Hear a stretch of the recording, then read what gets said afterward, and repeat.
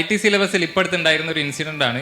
എന്താണെന്ന് വെച്ചാൽ നമ്മൾ സ്കൂൾ IT സിലബസിൽ പഠിപ്പിക്കുന്ന ഒരു മേജർ ഏരിയ എന്താണെന്ന് പറയും കമ്പ്യൂട്ടറാണ് അല്ലേ. കമ്പ്യൂട്ടറിനെ പഠിപ്പിക്കുമ്പോൾ നമ്മളെന്താ നോർമലി ചെയ്യാറുള്ളത്, കമ്പ്യൂട്ടറിന് ഹാർഡ്വെയർ ഉണ്ട്, സോഫ്റ്റ്വെയർ ഉണ്ട്. ഹാർഡ്വെയറിലെ ഒരു പാർട്ടാണ് മോണിറ്റർ, CPU, അങ്ങനത്തെ കുറേ കാര്യങ്ങൾ പറയും. അപ്പോൾ ടീച്ചർ ഈ CPU എന്നില്ല, അതായത് എല്ലാ കമ്പ്യൂട്ടേഴ്സിനും CPU എന്ന് പറഞ്ഞിട്ടുള്ള ഒരു പാർട്ട് ഉണ്ടാവും എന്ന് പറഞ്ഞ് പഠിപ്പിച്ച് കുട്ടി നേരെ വീട്ടിൽ പോയി ചെന്നിട്ട് വീട്ടിൽ ഐപാഡല്ലത്.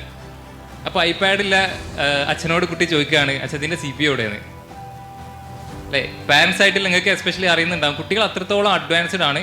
പക്ഷെ നമ്മൾ എഡ്യൂക്കേഷൻ സിസ്റ്റം എന്തല്ല ആ രീതിയിലേക്ക് കുട്ടികളെ അപ്ഡേറ്റ് ചെയ്യുന്നില്ല എന്നല്ലേ. ഈ സ്റ്റോറിയിൽ നിന്ന് നമുക്ക് രണ്ട് കാര്യങ്ങൾ മനസ്സിലാക്കാൻ പറ്റും. എന്തൊക്കെ നിങ്ങൾക്ക് മനസ്സിലായത് ഈ സ്റ്റോറിയിൽ നിന്ന്? ഒന്ന്, ടെക്നോളജി ഈസ് ഗ്രോയിങ് എക്സ്പൊണൻഷ്യലി അല്ലേ. മുന്നേ ലീനിയർ ആയിട്ടുണ്ടായിരുന്ന ഗ്രോത്ത് ഇന്ന് ടെക്നോളജി എക്സ്പൊണൻഷ്യൽ ആയിട്ടാണ് പോകുന്നത്.